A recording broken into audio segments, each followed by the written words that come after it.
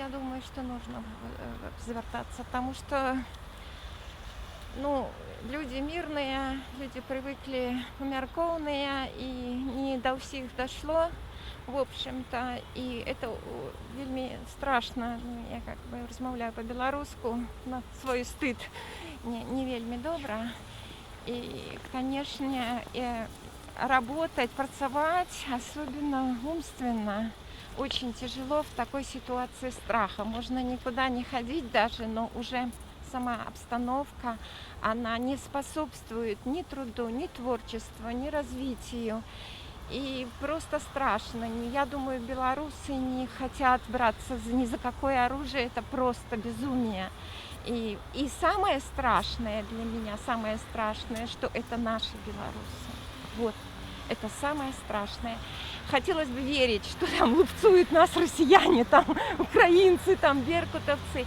Но когда ты осознаешь, что это твои же, что это наши дети, можно сказать, наши, в общем-то, и те мои, например, однокурсники, это самое страшное. Нужно придерживаться норм международного права. И нормы международного права никакого вмешательства, естественно, не предполагают, потому что это есть нарушение. И единственное, что может быть, это чтобы как бы мир увидел, услышал, что есть на самом деле, что здесь, потому что опыт исторически есть. И это решение мы все равно не можем принять, потому что это наше право. Я думаю, что, в общем-то, и государство, и людей простых зворочвацца, звертаться, да, даже просто не, может тут не допомога, а именно информация, как, ну, я думаю. А так, конечно, вот просто в ужасе, просто это так страшно. Ну, я думаю, что сможем. Конечно, сможем, потому что, ну, мы очень сильные. Это как бы видно во всем, в том, что мы не сдаемся, то, что мы идем вперед, поэтому, конечно, сможем. Если, ну, какую-то мы сами допустим какую-то помощь со стороны, то да.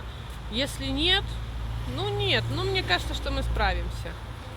Такое сердце, как у белорусов, ну, невозможно просто спынить. То мы, как народ, должны, конечно, не рассчитывать, что помощь придет именно с Запада или с каких-то там зарубежных других стран. Мы должны сделать свою часть, сделать свою работу. То, что мы упустили, так сказать, не сдали экзамен в свое время, не разобрались, что такое коммунизм, последствия. Это тянется еще с революции. ВЧК, НКВД, КГБ и вообще отношение к человеку, когда материализм, этот махровый материализм, знаете, невежество, можно сказать. Когда человек винтик и шпунтик, советский этот человек, этот, я считаю, выродок, вырожденец, эта система породила таких же. Это началось раньше. Не только наше поколение профукало, не только наши мамы, папы, это началось раньше. Больше 100 лет мы имеем. Это и последствия. И поэтому, знаете что, я верю, что та работа, которая началась, то движение, оно и духовное, и эмоциональное, и физическое, все, что вы можете подумать здесь, да, это большой труд каждого из нас. Мы должны внутри страны, как народ, каждый сделать то, что он может. Я сейчас ничего не призываю, никуда не призываю людей. Каждый выбирает поступать по совести, по своей совести. Я думаю, что совесть осталась в нации. И, конечно, мы не можем отвечать за каждого человека. Но я думаю, что костяк нации, вот то, что сохранилось все-таки в нас, это замечательная часть нашего народа. Я горжусь моим народом. Я даже не думала, что я доживу и увижу это. Но я живу, и я вижу. Я понимаю, что вот мы спали, но то лучшее, что есть в нас, оно просыпается. Большую работу здесь делает и церковь. Люди должны возрождаться и духовно. Духовность дает веру, дает твердость и стойчивость, дает, понимаете, что принципиальную позицию. Вот. И я просто продолжу свою мысль, что каждый, если сделает свою часть, то, что он способен сделать, что, к чему призывает его разум, его совесть, понимаете, его способности, да, этого будет достаточно. Даже если это делает, ну, такую основную работу делает не все общество, а какой-то костяк его. Мы говорили о процентном соотношении, сколько нас должно быть, чтобы мы добились результата, я не знаю. Но я хочу сказать, что народ уже к прежнему не вернется, нация уже не будет прежней. С нами что-то произошло, мы действительно пробуждены Богом, мы пробуждены духовно, мы пробуждены с точки зрения, наш разум проснулся. Мы стали вместе обсуждать нашу проблему больной, вместе размышлять, вместе думать. И мы действительно оказались креативными очень, мы оказались невероятными по-своему. И я слышала, не помню блогера, мы вместе с тобой слушали его, значит, российский, видно, какой-то блогер, да, с украинским обсуждали наше положение, и он сказал, конечно, странно, что белорусы не применяют силу против силы, но это действительно святая нация, которая идут вот таким мирным путем последовательно. Я знаю, что мы просто должны стать на сторону добра, на сторону света, и делать это всеми возможными способами, и юридическими, значит, законными какими-то путями, и поддержка, солидарность, то, что у нас есть, и наши инициативы, которые начались, кстати, еще раньше, когда коронавирус был, мы тогда увидели, что все-таки мы можем и сами быть хозяевами в своей стране, и мы должны такими быть. И когда тут с водой случилось у нас очень неприятности большие, тут мы травянулись, конечно, многие, и так далее.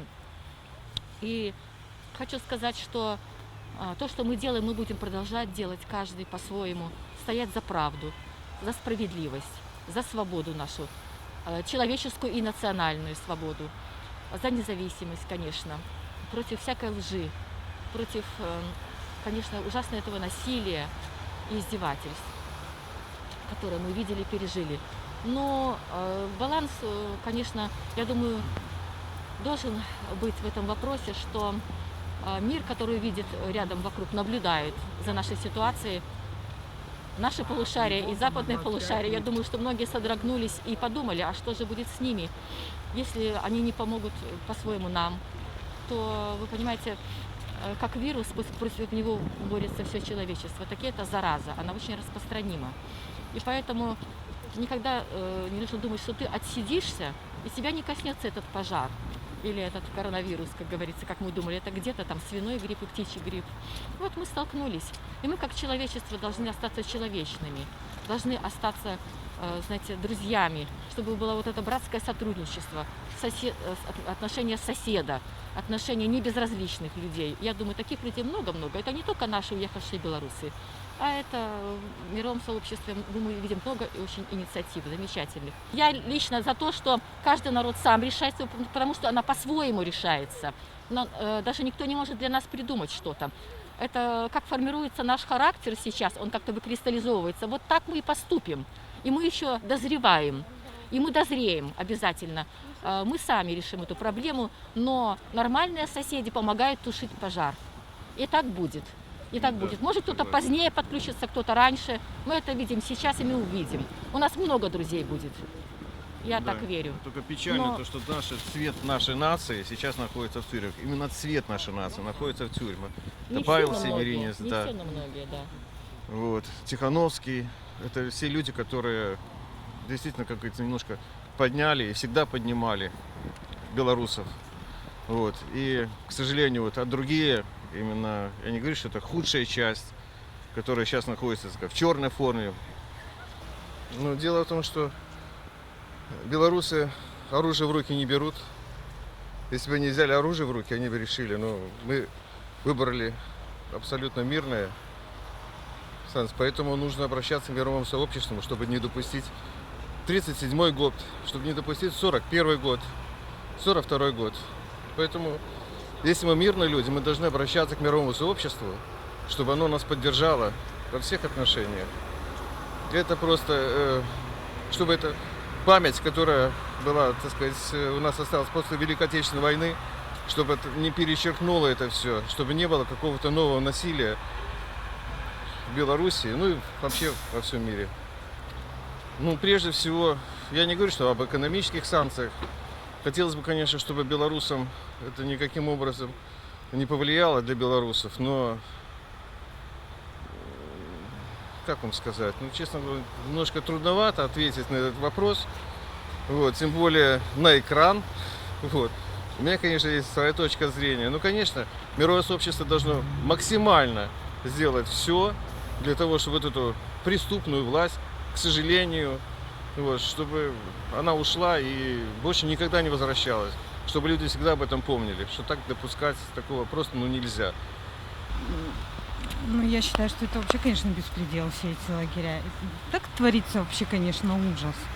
Но я не знаю, что тут можно сделать, потому что людей реально запугали. И, наверное, нужно кого-то просить помощи.